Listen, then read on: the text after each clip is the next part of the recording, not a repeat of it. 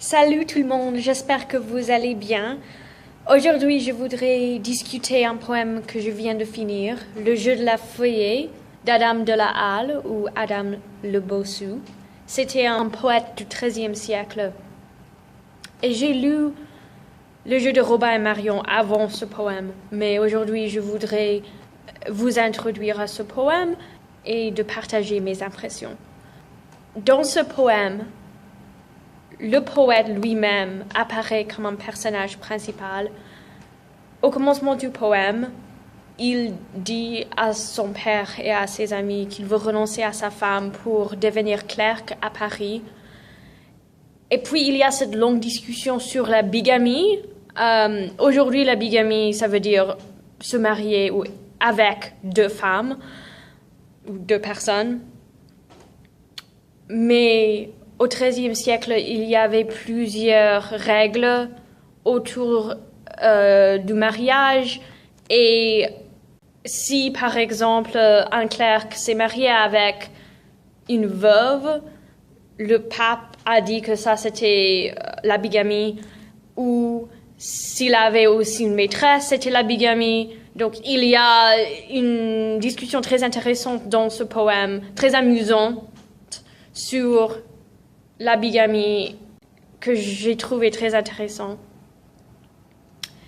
Et puis, il y a un fou. Et le fou, c'est peut-être le personnage le plus intéressant, le personnage le plus important. La plupart des vers sont attribués au fou ou le dervé.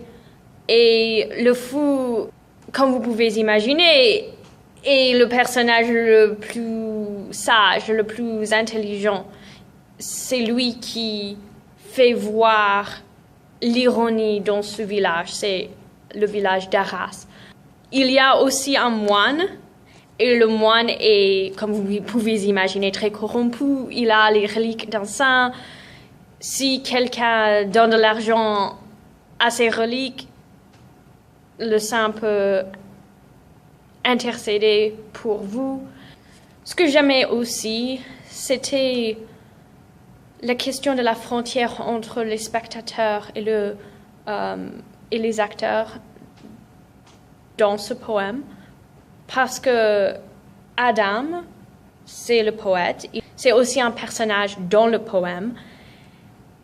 Et puis, au milieu du poème, il y a des fées qui entrent, et les fées représente des valeurs. Il y a la rue de la fortune qui est attribuée à Boétie, qui a écrit La consolation de la philosophie au VIe siècle, je pense. La rue de la fortune est une image très symbolique qui entre dans le poème comme si c'est une pièce de théâtre, comme si c'est évident qu'on voit une pièce. Donc, il y a cette question de public qui m'intéressait beaucoup.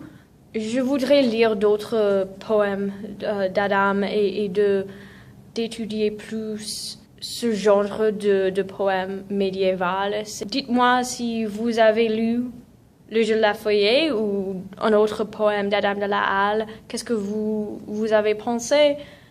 Et j'espère de créer d'autres vidéos en français parce que j'aime la littérature française. Merci tout le monde.